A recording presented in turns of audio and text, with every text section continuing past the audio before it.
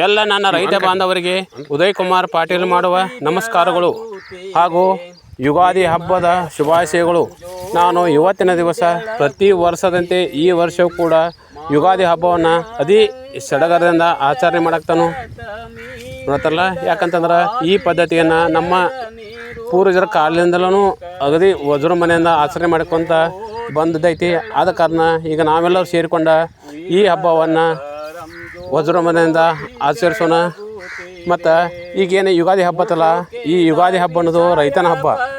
ಈ ಯುಗಾದಿ ಅಂತಂದ್ರೆ ರೈತನ ಹಬ್ಬ. ಯಾಕಪ್ಪ ಅಂತಂದ್ರೆ ಪ್ರತಿ ವರ್ಷ ಕೂಡ ಈಗ ನಮ್ಮ ವರ್ಷದೊಳಗನ ಒಂದನೇ ಹಬ್ಬ ಅಂತಂತಂದ್ರೆ ಇದು ಯುಗಾದಿ. ಇದು ಕ್ಯಾಲೆಂಡರ್ ಪ್ರಕಾರ ಜನವರಿ ತಿಂಗಳು ಅನ್ನೋದು ಹೊಸ ವರ್ಷ ಆಕತಿ. ಆದ್ರೆ ಈ ಯುಗಾದಿ ಅನ್ನೋದು ನಾನು ರೈತಗೆ ಇದು ಹೊಸ ವರ್ಷ ಅಂತ ಕ್ಯಾರ ನಾನು ರೈತ ಬಾಂಧವರಿಗೆ ನಾನು ಇವತ್ತಿನ ದಿವಸ ನಾನು ಹೇಳ ಬಯಸ್ತೇನೆ. ಈ ಯುಗಾದಿ ಹಬ್ಬನ ನಾವೆಲ್ಲರೂ ಸೇರಿಕೊಂಡ ಅಗದಿ ವಿಜೃಂಭಣೆಯಿಂದ ಆಚರಣೆ ಮಾಡೋಣ. ಮೊದಲನೇದಾಗಿ ನಾವು ಭೂಮಿ ತಾಯಿಯ ಪೂಜೆ ಮಾಡೋದು ಹಿಡ್ಕೊಂಡ ನಾವು ಪೈಲಾ ಹೆಜ್ಜೆನ ನಾವು ಭೂಮಿ ತಾಯಿ ಪೂಜೆ ಮಾಡಿಕೊಂಡನ ನಾವು ಪೈಲಾ ಹೆಜ್ಜೆ ಇಡೋಣ ಅಂತ ಹೇಳ್ಯಾರ. ನನ್ನ ರೈತ ಬಾಂಧವರಿಗೆ ನಾನು ಹೇಳ ಬಯಸ್ತೇನೆ. ಭೂಮಿ ತಾಯಿಗೆ ಮತ್ತು ರೈತಗೆ ಒಂದು ನಂಟು ಅಂತ ಹೇಳ್ಯಾರ. ನಮ್ಮ ಹಿರಿಯರು ಹೇಳ್ತಿದ್ರು ಯಾವ ಥರ ನಂಟು ಅಂತಂತಂದ್ರೆ ಏನು ರೈತ ಅದನ್ನಲ್ಲ, ಈ ರೈತ ಭೂಮಿ ತಾಯಿಯ ಚೊಚ್ಚಲ ಮಗ ಅಂತ ಹೇಳ್ಯಾರ. ನಮ್ಮ ಪೂರ್ವಜರು ನಮ್ಗೆ ಹೇಳ್ಕೊತ ಬರ್ತಿದ್ರು. ಆದ ಕಾರಣ ನಾವು ಮೊದಲನೇದಾಗಿ ಈ ನಮ್ಮ ಭೂಮಿ ತಾಯಿಯನ್ನು ಪೂಜೆ ಮಾಡಿಕೊಂಡ ಈ ಭೂಮಿ ತಾಯಿಯ ಆಶೀರ್ವಾದನ ತಗೊಂಡ ನಾವು ಮುಂದಿನ ಕೆಲಸವನ್ನು ಚಾಲು ಮಾಡೋಣ ಅಂತ ಹೇಳ್ಯಾರ. ನಾನು ರೈತ ಬಂದರಿಗೆ ನಾನು ಹೇಳ ಬಯಸ್ತೇನೆ. ಇವತ್ತಿನ ದಿವಸ ಎಲ್ಲರೂ ಸೇರಿಕೊಂಡ ಯುಗಾದಿ ಹಬ್ಬವನ್ನು ಆಚರಣೆ ಮಾಡೋಣ. ಮತ್ತು ಇನ್ನು ಮೇಲೆ ನಾನು ನನ್ನ ರೈತ ಬಾಂಧವರಿಗೆ 86-032 ಕಬ್ಬಿನ ಸಂಪೂರ್ಣ ಇನ್ನು 86-032 ಕಬ್ಬತ್ತಲ್ಲ, ಇದು ಸಂಪೂರ್ಣ ವಿವರಣೆಯನ್ನು ನಾನು ರೈತ ಬಾಂಧವರಿಗೆ ನಾನು ಇವತ್ತಿನ ದಿವಸ ಹೇಳ ಬಯಸ್ತೇನೆ. ಯಾಕಂತಂದ್ರೆ ಈ ಕಬ್ಬ ನಾನು ಹಾಕಕ್ಕಾರ ಒಂದು 15 ವರ್ಷ ಆತ. 15 ವರ್ಷದಿಂದನೂ ಈ ಕಬ್ಬಿನ ಅನುಭವ ನನಗೈತಿ. ಇದ್ರ ಬಗ್ಗೆ ಸಂಪೂರ್ಣವಾಗಿ ನನ್ನ ರೈತ ಬಾಂಧವರಿಗೆ ನಾನು ಇವತ್ತಿನ ದಿವಸ ಹೇಳ ಬಯಸ್ತೇನೆ. ಗೊತ್ತಲ್ಲ, ಈಗ ನಾನು 86-032 ಕಬ್ಬ ಇದನ್ನು ನಾನು ಪೈಲ ಹಾಕೋಕ್ಕಿಂತ ಮೊದಲ ನಾನು ಈ ಒಂದು 20 ವರ್ಷದಿಂದ ಪೈಲ ಬಿಳಿ ಕಬ್ಬಿತ್ತ. ಬಿಳಿ ಕಬ್ಬ ಅದು ಇಳುವರಿದೊಳಗನ 1 ಎಕರೆಗೆ 20 ಟನ್ ಇಳುವರಿ ಬರ್ತೈತೆ. ತದನಂತರ ಆದ ಬಿಳಿ ಕಬ್ಬು ಹೋಗ್ಯಾರ ಲಾಸ್ಟ್ 80-14 ಕಬ್ಬು ಬಂತ. ಆ ಕಬ್ಬ ಎಕರೆಗೆ 30 ಟನ್ ಮಟ್ಟ ಇಳುವರಿ ಬರೋಕೈತೆ. ತದನಂತರ ಏನಾಯ್ತು ಅಂತಂದ್ರೆ ಇಳುವರಿ ಹೆಚ್ಚು ಬರೋ ವೆರೈಟಿಗಳು ಬಳಕೆ ಬರೋಕೈತು. ತದನಂತರ ಯಾವ ಕಬ್ಬು ಅಂತಂತಂದ್ರೆ ಗಂಗಾವತಿ ಕಬ್ಬು ಅಂತ. ಗಂಗಾವತಿ ಕಬ್ಬು ನಾನು ಹಾಕಿದೆನು. ಆಮೇಲೆ ಬಿಳಿ ಕಬ್ಬು ಹಾಕಿದೆನು. ಆಮೇಲೆ 80-14 ಕಬ್ಬು ಹಾಕಿದೆನು. ಇವೆಲ್ಲ ಆದ ನಂತರ ಇದು ಏನು ತಿಳಿಯತ್ತಲ್ಲ, ಇದು 86-032 ಈ ಕಬ್ಬು ಏನತ್ತಲ್ಲ, ಇದು 80-14 ಕ್ರಾಸಿಂಗ್ ಆಗಿ ಈ ತಳಿ ಬಂತು. ಆಮೇಲೆ ನಾ ಇದನ್ನು ಹಾಕಕ್ಕೈತೇನೆ ಒಂದು 15 ವರ್ಷದ ಮೇಲ್ಪಟ್ಟಾತು. ಈ ತಳಿ ಬಗ್ಗೆ ನನಗೆ ತುಂಬ ಅನುಭವ ಐತೆ ಅಂತ ಹೇಳ್ಯಾರ. ನನ್ನ ರೈತ ಬಂಧುಗಳಿಗೆ ನಾನು ಹೇಳ ಬಯಸ್ತೇನೆ.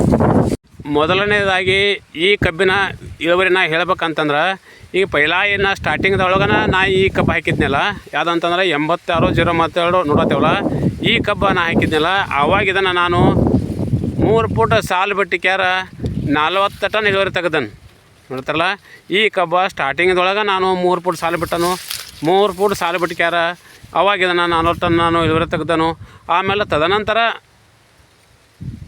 ಏನು ಮಾಡಕೈತಿನಿ ಅಂತಂದ್ರೆ ಸಾಲಿನ ಸಂಖ್ಯೆ ಹೆಚ್ಚು ಮಾಡಕೈತಿನಿ. 3 ಫುಟ್ ಇದ್ದಿದ್ದನ್ನು ಈಗ 4 ಫುಟ್ ಮಾಡಿದನು.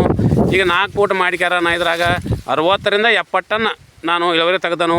ಯಾಕಂದ್ರೆ ಇದು ನಾನು ಸ್ವಂತ ಅನುಭವದ ಐತಲ್ಲ, ಅದಕ್ಕೆ ನಾನು ನನ್ನ ರೈತ ಬಂಧುರಿಗೆ ನಾನು ಹೇಳಬಯಸತನು.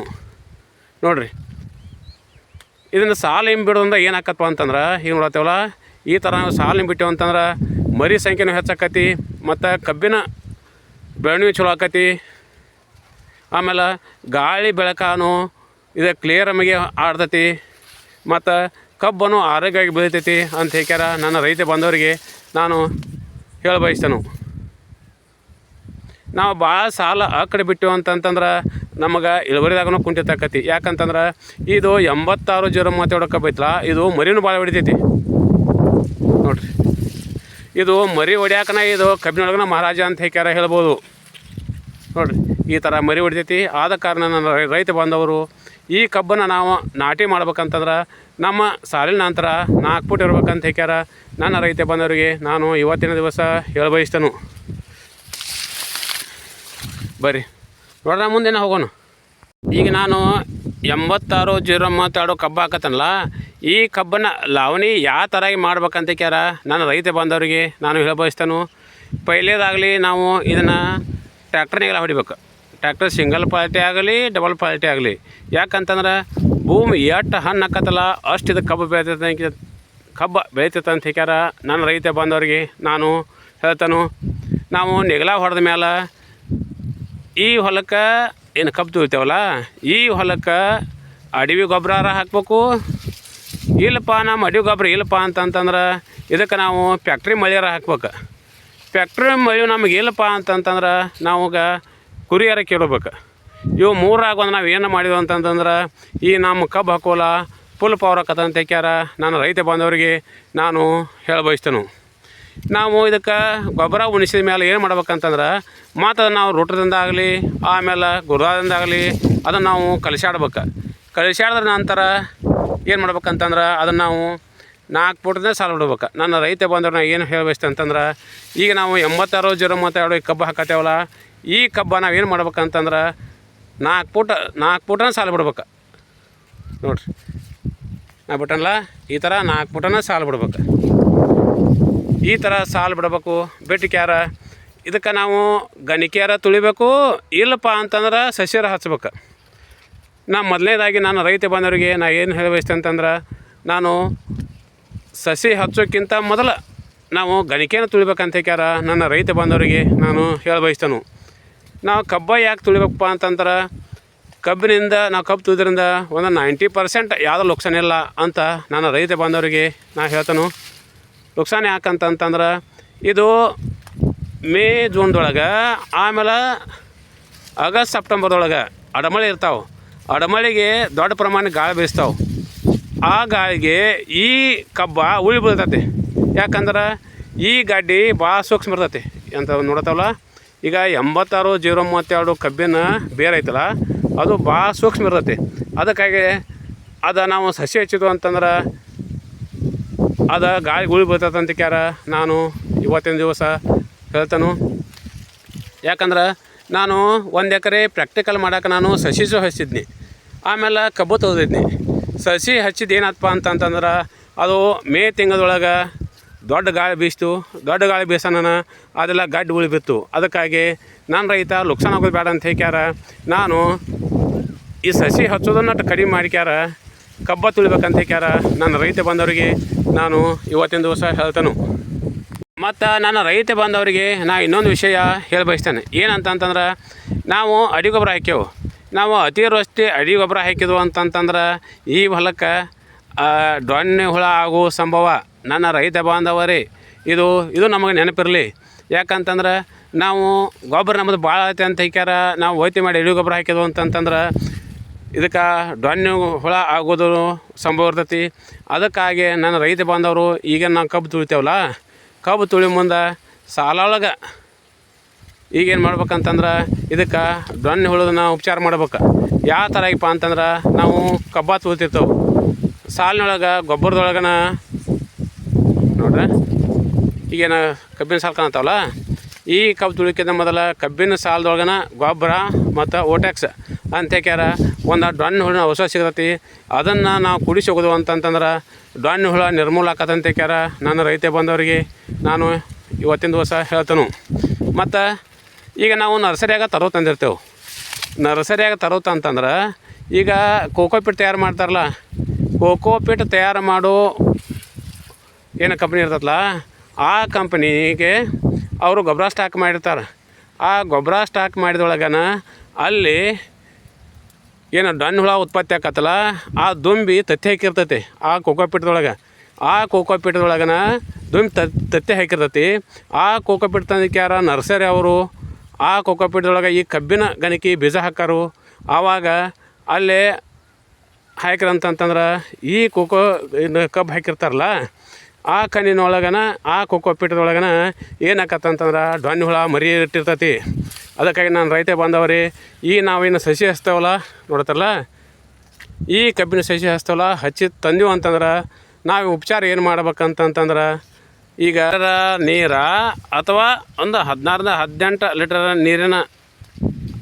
ನೀರಿಗೆ ಒಂದು 20 ml 10ರಿಂದ 20 ml ಇದ್ರಾಗ ಕ್ಲೋರೋಪರಿಪಾಸ್ ಹಾಕ್ಬೇಕು. ಹಾಕ್ಯಾರ ಇದನ್ನು ಎದ್ದಿಕ್ಯಾರ ತರೋ ಹಚ್ಬೇಕಂತ ಹಾಕ್ಯಾರ. ನನ್ನ ರೈತ ಬಂದ್ರೆ ಹೇಳ್ತಾನು, ಈ ಥರದಾಗಿ ನಾವು ಅದನ್ನು ಉಪಚಾರ ಮಾಡಿದ್ವು ಅಂತಂದ್ರೆ ಧ್ವನಿ ಹುಳನ್ನು ಕಾಡು ತಪ್ತತಿ ಅಂತ ಹೇಳ್ಯಾರ. ನನ್ನ ರೈತ ಬಂದವರಿಗೆ ಇದು ನನ್ನ ಸ್ವಂತ ಅನುಭವದ ಮೇರೆಗೆ ನಾನು ಹೇಳ್ತಾನು. ಯಾಕಂತಂದ್ರೆ ಈಗ ನೋಡತ್ತಲ್ಲ, ನಾನು ಈ 86-032 ಕಬ್ಬ ಹಾಕಿದ್ನಿ. ನಾ ಕಬ್ಬ ಹಾಕಿದಾಗ ಕಬ್ಬ ಇಲ್ಲಂತಂದ್ರೆ ಒಂದು 10-12 ಗಂಟೆ ಕಬ್ಬಾಗಿತ್ತು. ಅವಾಗ ಅದು ಯಾವ ತಿಂಗಳು ಅಂತಂದ್ರೆ ಆಗಸ್ಟ್ ತಿಂಗಳದೊಳಗೆ ಈ ತರುವಿಗೆ ಸಂಬಂಧ ನೋಡ್ತಲ್ಲ, ಇದು ನಂದು ಒಂದು 3 ಎಕರೆ ಪ್ಲಾಟ್ ಮಾಡಿದ್ನಿ. ಆವಾಗ ಧ್ವನಿ ಹುಳ ಸಂಪೂರ್ಣವಾಗಿ ಅದು ಬೇರೆ ಮೇದ್ ಹೋತು. ಆವಾಗ ನನಗೆ ಭಾರಿ ಪ್ರಮಾಣದ ನುಕ್ಸಾನ ಆತಂತ ಹೇಳ್ಯಾರ. ನನ್ನ ರೈತ ಬಂದವರಿಗೆ ನಾನು ಹೇಳ್ತಾನು, ಯಾಕಂತಂದ್ರೆ ನನಗೆ ಅನುಭವ ಐತಲ್ಲ, ನನಗೆ ಆದ ನುಕ್ಸಾನ ನನ್ನ ರೈತ ಬಂದವ್ರಿಗೆ ಆಗಬಾರ್ದು ಅಂತ ಹೇಳ್ಯಾರ. ನನ್ನ ರೈತ ಬಂದವರಿಗೆ ಇವತ್ತಿನ ದಿವಸ ನಾನು ಹೇಳ್ಬಯಸತನು. ಇನ್ನು ಇದಕ್ಕೆ ರೋಗ ಯಾವ ಬರ್ತಾಪ ಅಂತಂದ್ರೆ, ಇದಕ್ಕೆ ಒಂದೇ ಒಂದು ರೋಗ ಅಂತಂತಂದ್ರೆ ಅದು ಯಾವುದಂತಂದ್ರೆ ಬಿಳಿಚು ರೋಗ ಅಂತಂತಂದ್ರೆ ಕ್ಯಾದಿಗೆ ರೋಗ ಅಂದು ಬಿಟ್ಟರೆ ಈ ಕಬ್ಬಿಗೆ ರೋಗದ ಪ್ರಮಾಣ ಕಡಿಮೆ ಅಂತ ಹೇಳ್ಯಾರ. ನನ್ನ ರೈತ ಬಂದವರಿಗೆ ನಾನು ಇವತ್ತಿನ ದಿವಸ ಹೇಳ್ಬಯಸ್ತೇನೆ. ನೋಡಿರಿ, ಈ ಕಬ್ಬಿಗೆ ಸುಳಿ ರೋಗ ಬರೋದಿಲ್ಲ, ಆಮೇಲೆ ಕಾಡಿಗೆ ರೋಗ ಬರೋದಿಲ್ಲ, ಮತ್ತು ಯಾವುದೇ ಥರ ರೋಗ ಬರೋದಿಲ್ಲ. ಆಮೇಲೆ ಈ ಕಬ್ಬ ಅತಿವೃಷ್ಟಿ ಮಳೆಯನ್ನು ತಡ್ಕೊತೈತಿ, ಆಮೇಲೆ ನೀರು ಕಡಿಮೆ ಆದರೂ ತಡ್ಕೊತೈತಿ ಅಂತ ನಾನು ಇವತ್ತಿನ ದಿವಸ ಹೇಳ್ತೇನೆ. ಈ ಕಬ್ಬ ನಾವು ಇದನ್ನು 2 ವರ್ಷ ಇಟ್ಕೋಬೋದು, 3 ವರ್ಷ ಇಟ್ಕೋಬೋದು, ಆಮೇಲೆ 4 ವರ್ಷ ಇಟ್ಕೋಬೋದು. ಯಾಕಂದ್ರೆ ಇದು ರೈತರ ಮಿತ್ರ ಅಂತ ಹೇಳ್ಯಾರ. ನಾನು ರೈತ ಬಂದ್ರೆ ಇವತ್ತಿನ ದಿವಸ ನಾನು ಹೇಳಬಯಸ್ತೇನೆ. ಇದ್ರದ್ದು ಇನ್ನೊಂದು ಗುಣಧರ್ಮ ಏನಪ್ಪ ಅಂತಂತಂದ್ರೆ, ಇದು ಭಾಳ ಹೈಟ್ ಹೋತಂತಂದ್ರೆ ಬೀಳ್ತೈತಲ್ಲ, ಬೀಳ್ದೊಂದ ಇದರದ ಪಾಲ್ಟ. ಇಲ್ಲಿಲ್ಲ ಅಂತಂತಂದ್ರೆ ಇದು ಇಳುವರಿದಾಗೂ ಬಂಗಾರ. ನೋಡಿರಿ, ಇದು ಎಷ್ಟು ನೀವು ಕುಳಿ ಕಬ್ಬಾದ್ರೂ ಈ ಕಬ್ಬ ಇಳುವರಿ ಐತೆ ಅಂತ ಹೇಳ್ಯಾರ. ನನ್ನ ರೈತ ಬಂದವರಿಗೆ ನಾನು ಹೇಳ್ತಾನು. ಯಾಕಂದ್ರೆ ಇದೆಲ್ಲ ನನ್ನ ಸ್ವಂತ ಅನುಭವ. ನನ್ನ ಅನುಭವದ ಮೇರೆಗೆ ನಾನು ಇವತ್ತಿನ ದಿವಸ ನಾನು ಇದನ್ನೆಲ್ಲ ನನ್ನ ರೈತ ಬಂದವರಿಗೆ ಹೇಳಬಯಸತನು. ಈ 86-032 ಕಬ್ಬು ಹಾಕೋದ್ರಿಂದ ಇದು ನಾನು ರೈತರಿಗೆ ಬಂಗಾರ ಬೆಳೆ ಅಂತ ಹೇಳ್ಯಾರ ನಾ ಹೇಳ್ತಾನು. ಆಮೇಲೆ ಇದು ನಮ್ಮ ರೈತನ ಕಲ್ಪವೃಕ್ಷ ಅಂತ ಹೇಳ್ಯಾರ, ಅದನ್ನು ನಾ ಕರಿತಾನು. ಈ ಕಬ್ಬ ನಾವು ಹಾಕೋದ್ರಿಂದ ರೈತನ ಭಾಳ ಬಂಗಾರ ಕದಂತ ಹೇಳ್ಯಾರ ನಾ ಹೇಳಬಯಸ್ತೇನೆ. ನೋಡಿರಿ, ಇದನ್ನು ನಾವು 4 ಫೂಟ 5 ಫೂಟ ಸಾಲ ಬಿಟ್ಟೆವು ಅಂತಂತಂದ್ರೆ ಇದು ನಮಗೆ ಕಡಿಯೋ ಅವಶ್ಯಕತೆನೇ ಬರೋಲ್ಲ. ಇದನ್ನು ನಾವು ಡೈರೆಕ್ಟ್ ಮಿಷನ್ ಹಚ್ಚಿದ್ವು ಅಂತಂತಂದ್ರೆ ಇದು ಸರಳ ಆಕತಿ. ಅದಕ್ಕೆ ಆದಷ್ಟು ನಾನು ರೈತ ಬಂದವರು ಈಗೇನು ಇಲ್ಲ 4 ಫೂಟ್ ಬಿಡ್ಬೋದು, ಇಲ್ಲ 5 ಫೂಟ್ ಬಿಡ್ಬೋದು. ಈ ಥರ ಸಾಲು ಬಿಟ್ರೆ ಅಂತಂತಂದ್ರೆ ಭಾಳ ಅನುಕೂಲ ಆಕತಿ. ಯಾಕಂದ್ರೆ ಇಳುವರಿ ಚಲೋ ಬರ್ತೈತಿ. ನೋಡಿರಿ, ಈ ಥರಾಗಿ ನಾವು ಸಾಲು ಬಿಟ್ಟು ಅಂತಂದ್ರೆ ಹೊಲದಾಗ ನಾವು ದೊಡ್ಡ ಗಾಡಿಯಲ್ಲಿ ಬೇಕಾದಂಗೆ ಗಾಡಿ ಹೊಡಿಬೋದು. 25 HP ಗಾಡಿ ಐತಲ್ಲ, ಅದರಿಂದ ನಾವು ಬೇಕಾದಂಗೆ ಗಾಡಿ ಹೊಡಿಬೋದು. ಅದನ್ನು ನಾವು ಸಾಲ ಹಾಕಿಬಿಟ್ಟು ಅಂತಂದ್ರೆ ನಮಗೆ ಎತ್ತಿನ ಗಾಡಿ ಹೊಡ್ಯಾಕೆ ಬರೋದಿಲ್ಲ. ಆಮೇಲೆ ಹುಲ್ಲು ಭಾಳ ಆಕತಿ. ಸಾಲಿನ ಸಂಖ್ಯೆ ನಾವು ಏನು ಮಾಡಿರೋ ಅಂತಂದ್ರೆ ಹೊಲನೂ ಕ್ಲೀನ್ ಆಕತಿ, ಆಮೇಲೆ ಇಳುವರಿ ಚಲೋ ಬರ್ತೈತೆ ಅಂತ ಹೇಳ್ಯಾರ. ನನ್ನ ರೈತ ಬಂದವರಿಗೆ ನಾನು ಇವತ್ತಿನ ದಿವಸ ಹೇಳಿ